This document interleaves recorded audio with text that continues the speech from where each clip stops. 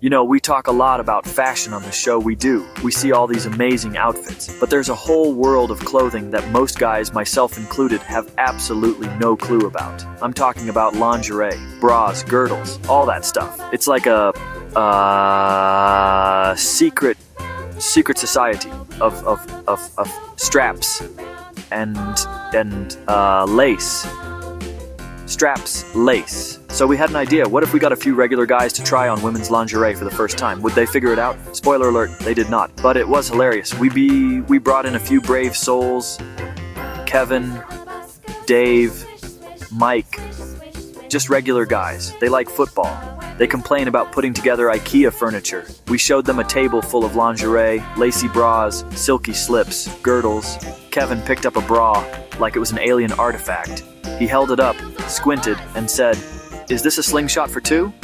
We were in for a wild ride. The mission was simple. Put on the lingerie. The execution? Not so simple. Like toddlers with a Rubik's Cube.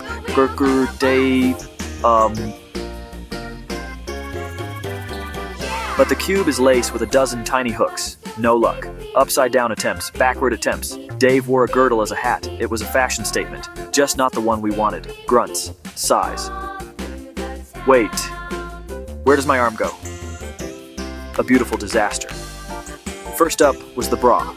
The main event. The final boss of the lingerie world. Kevin grabbed a delicate, lacy underwire number. He stared at the back. The row of tiny hooks and eyes. Like a bomb disposal expert. How does this work? Is it Velcro? Magnets? He reached around his back, twisting into a human pretzel. Arms flailed. He grunted. 2 minutes later, he gave up. He fastened it in the front instead. Then awkwardly spun it around.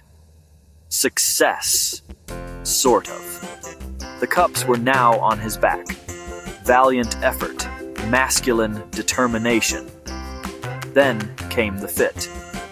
With help from a whiteboard diagram, they got them on properly. After the perplexing world of bras, we introduced them to their next challenge, the girdle. If the bra was a complex puzzle, the girdle was a full-on escape room that you had to put on your own body. We handed them what looked like a tube of industrial-strength spandex. Dave held it up, stretched it a little, and his eyes went wide. "There's no way a human person fits in this," he declared. "This is for a very, very stylish sausage. That's the only explanation." They looked at the tiny garment, then at their own, very normal-sized bodies. The math just wasn't adding up. The process of putting on the girdle was a workout in itself. It was a symphony of grunting, wriggling, and hopping. "I'm trapped. Send help. And maybe some butter." "Okay," he said, panting. "I feel compressed, like a tube of toothpaste that someone's sitting on." Once encased in spandex, their movements became hilariously robotic. They walked with a stiff, unnatural gait. "Abort mission, abort mission. I can't bend at the waist." Nothing moved. I mean, nothing. My internal organs are now one solid block. I think my kidneys are in my throat.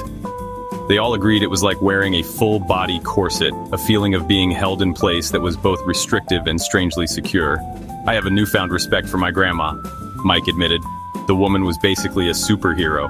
They poked their now firm midsections in disbelief. It was a strange new world of smoothness and compression. While they couldn't wait to get them off, they understood the concept. It was shapewear. It was doing a job. A very, very tight job. For the grand finale, we had them do a little fashion show. We put on some music, dimmed the lights, had them strut their stuff in their newfound undergarments. "I call this look confusion in satin. It's for the man who wants to feel supported but also has no idea what he's doing."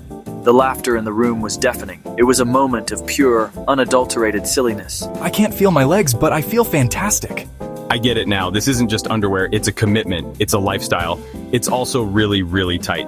Can I please take this off now?" After the laughter died down and the guys were finally free from their spandex prisons, we all sat down and talked. "I will never again question why it takes my wife so long to get ready. I've seen the struggle. I've lived the struggle." They talked about the pinching straps, the constricting bands, the sheer discomfort of it all. It was a small, silly glimpse into a daily experience they had never even considered before, and that's what it was all about. It wasn't just about guys looking goofy in lingerie. It was about walking a few feet in someone else's, well, underpants. It's easy to live in our own little bubbles, unaware of the tiny battles others are fighting, whether it's with a tricky bra clasp or something much bigger. Taking a moment to try something uncomfortable builds empathy, and it's a reminder to be a little kinder. You never know who might be struggling with an underwire.